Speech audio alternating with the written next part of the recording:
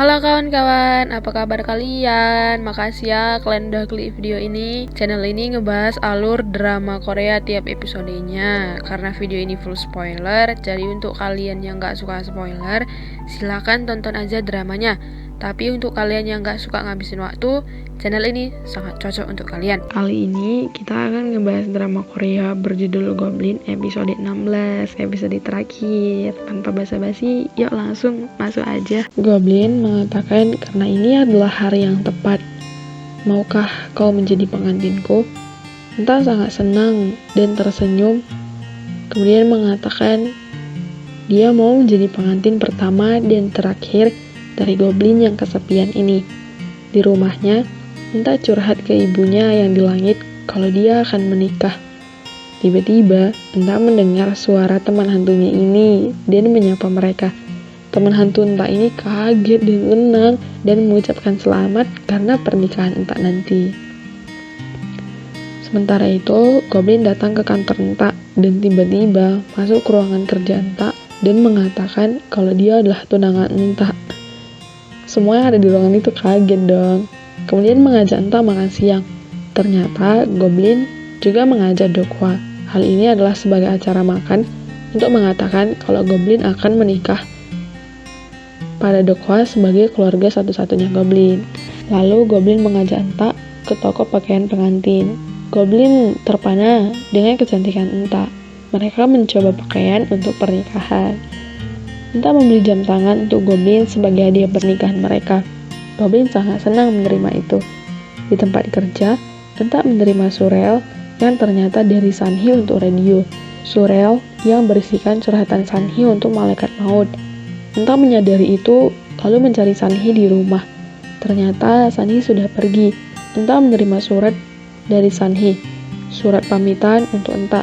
Dari surat itu, entah juga menyadari kalau Sanhi ternyata ingat semuanya. Malaikat maut yang juga ternyata mendengar surat Sanhi yang dibacakan di radio segera mencari Sanhi. Malaikat maut menemukan Sanhi di jembatan tempat biasa. Sanhi ternyata juga menunggu malaikat maut. Lalu memeluk malaikat maut. Sanhi gak akan menemui malaikat maut lagi di kehidupan ini. Ini adalah hukuman Sanhi untuk malaikat maut. Malaikat maut sangat sedih, bahkan menangis dengan keras. Goblin mencoba menghibur malaikat maut dengan membuat makanan kesukaan malaikat maut.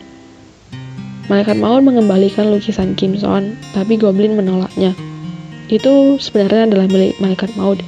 Itu adalah kebencian dan kerinduan malaikat maut. Malaikat maut menemui temannya, si malaikat maut wanita, dan mengatakan apa alasan mereka menjadi malaikat maut. Mereka menjadi malaikat maut karena membunuh diri sendiri. Malaikat maut minta maaf atas kejadian 900 tahun lalu. Malaikat maut tahu kalau teman wanitanya ini juga udah tahu siapa dirinya sendiri. Lalu mengatakan yang diinginkan dewa adalah kita mengampuni diri sendiri. Malaikat maut wanita ini pun menangis. Bibi Entah ada di rumah.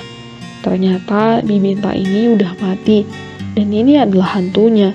Saat Bibi Entah ingin menghajar Entah, teman hantu Entah menahannya dan mengajaknya pergi sebagai teman ke akhirat. Entah pun sedih karena temannya itu akan pergi. Di rumah, Entah disambut malaikat maut yang mengajaknya bicara. Entah takut karena berpikir ini soal kartu nama Entah. Malaikat maut bilang bukan soal itu. Ternyata malaikat maut memberikan hadiah pernikahan seikat bunga buckwheat. Karena malam itu, Entah dan Goblin akan menikah di ladang buckwheat dengan pakaian pernikahan mereka.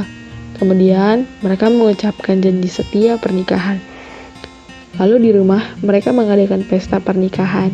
Sekretaris Kim juga ikut. Sekretaris Kim kaget dengan ulah Goblin dan malaikat maut yang menggunakan kekuatan mereka. Sekretaris Kim sampai pingsan dong. Tapi lucunya tiba-tiba sadar kembali. Lalu sekretaris Kim meminta Entah dan Goblin untuk bernyanyi. Mereka pun bernyanyi. Tapi malaikat maut responnya itu loh. Di tempat kerja, Entah melakukan semua pekerjaan dengan sempurna. Sementara itu, malaikat maut dengan seorang rekannya sedang menunggu jiwa yang akan mereka jemput. Entah berpapasan dengan malaikat maut dan menyapa malaikat maut. Malaikat maut menerima kabar kalau anak-anak itu gak akan jadi mati.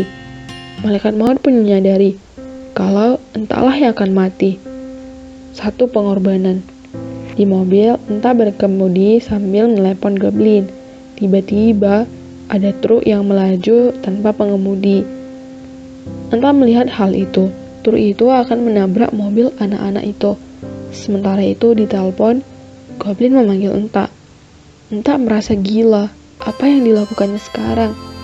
Entah merem mobilnya. Akhirnya, truk itu menabrak mobil Entah, menyebabkan anak-anak itu selamat.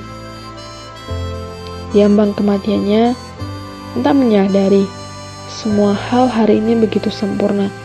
Semua sempurna agar Entah tidak terlambat datang ke momen ini walau hanya 1 detik saja. Itulah takdirnya. Sebelum nafas terakhir, Entah mengatakan kalau dia mencintai goblin. Lalu, Entah pun mati. Malaikat maut yang bertugas menyambut Entah sangat sedih dan menangis. Malaikat maut menerima 1 kartu nama yang datang terlambat. Malaikat maut mendatangi roh Entah dengan tangisannya dan membawa Entah ke kedai tehnya. Lalu Entah bertanya, ini kehidupannya yang keberapa? Malaikat maut menjawab, ini kehidupan pertama Entah. Entah sangat senang karena di kehidupan kedua, ketiga, dan keempatnya dia bisa bertemu goblin lagi. Goblin yang mengetahui kabar itu datang ke kedai teh dengan perasaan penuh gak percaya. Perlahan goblin menangis menatap Entah. Menangis terseduh-seduh, memeluk Entah dengan kuat. Entah menghibur goblin. Kalau ini hanya sebentar, dia akan datang kembali. Dia akan mencari goblin. Dia akan berumur panjang. Dia akan memohon izin dewa untuk itu. Entah menolak teh pelupa dari malaikat maut. Lalu Entah pergi dan berjanji akan segera datang. Entah pergi meninggalkan goblin dengan kesedihannya.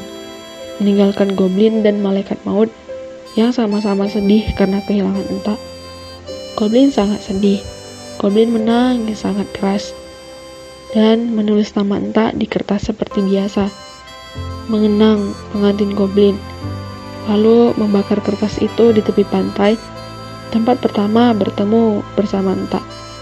Goblin sangat berduka sampai hari terus hujan dengan lebat. Tapi ada hari di mana hujan itu berhenti. Goblin berjalan dengan memakai syal merah Entah di hari yang dingin, mengenang setiap kenangan mereka saat berjalan berdua di setiap tempat kenangan. Hari berganti hari, musim berganti musim, sampai 30 tahun kemudian. Malaikat maut sudah memenuhi hukuman panjangnya dan menerima 1 kartu nama terakhir.